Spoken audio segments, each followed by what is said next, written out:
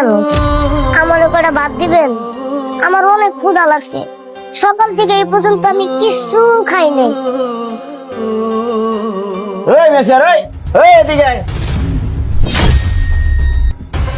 জি sir, আমার ডাকছেন? হ্যাঁ তোর ডাকছি। তোকে হোটেলে সব টাকা আমাকে ঢোকে কেমনে? আইসাই খাবার চাই। দেখ এরকম হলে কিন্তু তোকে হোটেল আর খাইতে আসবো না, কয়া দিলাম। স্যার আপনি শান্ত হন, বিষয়টা আমি দেখতেছি। কি হয়েছে বাবা, তুমি কাজ না করে এবার ভিক্ষা করে খাচ্ছ কেন? আর তোমার মা বাবা কই? চলে আঙ্কেল, আমার মা বাবা কেউ নাই। আমি এতিম, আমি টোকাই, আমি কাগজ টোকায় খাই। তাছাড়া আজকে আমার কোনো ইনকাম হয় নাই, এই জন্য আমি সকাল থেকে কিছু খাইতেও পারি নাই। তাই তো আঙ্কেল আমি কইলাম যে আঙ্কেল আমার করে ভাত দিবেন, কিন্তু আঙ্কেল কি করলো, রাগ হইয়া আপনার ডাইকে আনলো। আঙ্কেল হ্যাঁ তো রাগারাগি করে আমারে ভাত দিলই না। আমার অনেক খিদা লাগছে, আপনি যদি আমারে করে ভাত দিতেন। আহারে, ছেলেটা মনে অনেক বিপদে পড়ছে, আর সকাল থেকে কিচ্ছু খায় নাই। যাই ছেলেটাকে এক প্লেট ভাত খাওয়াই, আর এক প্লেট ভাত খাওয়ালে আমার তো কোনো ক্ষতি হইব না, বরঞ্চ আল্লাহ তাআলা আর খুশি হইব। আচ্ছা ঠিক আছে বাবা, তুমি এখানে বসো, আমি তোমার জন্য খাবার নিয়ে আসতেছি। আচ্ছা ঠিক আছে।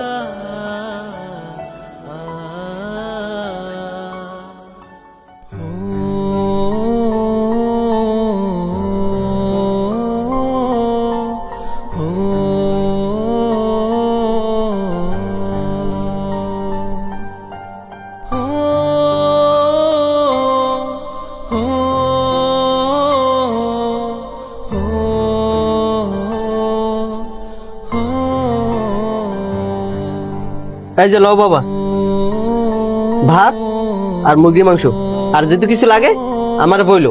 আচ্ছা ঠিক আছে। ঠিক আছে, খাও।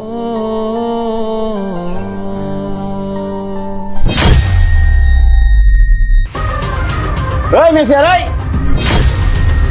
ওই এদিকে আয়। জি স্যার, কোনো সমস্যা?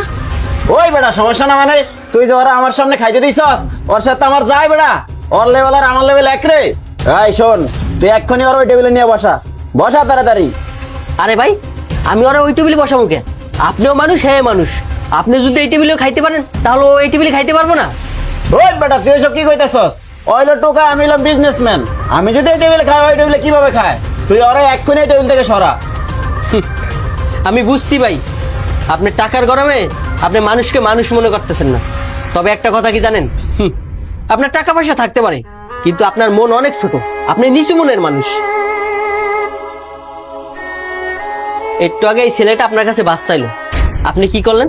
আপনি তো তাকে ভাত দিলেনই না, উল্টো আরো খারাপ ব্যবহার করলেন। টোকাই বলে তাকে আরো অপমান করলেন। আর আমি মানলাম ও টোকাই, কিন্তু ছেলেটা অনেক বিপদে পড়ছে, আর বিপদে পড়েই আপনার কাছে হাত পাচ্ছে। আর আপনি কি জানেন একটা মানুষ কখন মানুষের কাছে হাত পাতে? যখন সে অনেক বড় বিপদে পড়ে।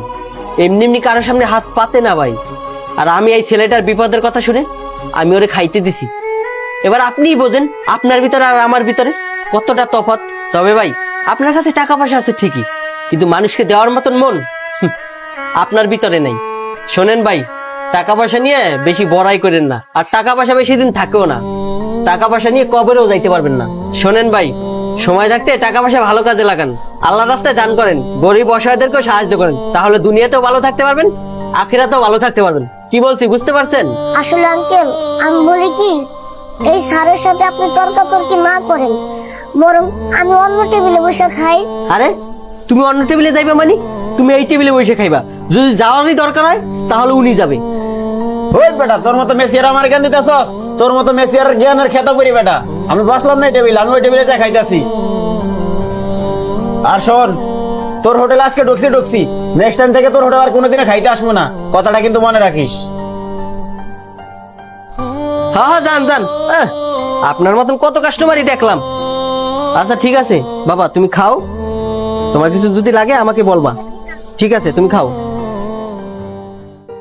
এমন কিছু মানুষ আছে সামান্য কিছু টাকা পয়সার মালিক হয়ে গেলে নিম্ন শ্রেণীর মানুষদেরকে মানুষ বলেই মনে করে না। তাদের উদ্দেশ্যে একটা কথা বলতে চাই ভাই, অহংকার পতনের মূল। তাই টাকা পয়সা নিয়ে কখনো অহংকার করতে নেই। আমাদের ভিডিওটি ভালো লাগলে অবশ্যই লাইক কমেন্ট শেয়ার করে পেজটা ফলো দিয়ে আমাদের সাথে থাকবেন। ধন্যবাদ সবাইকে।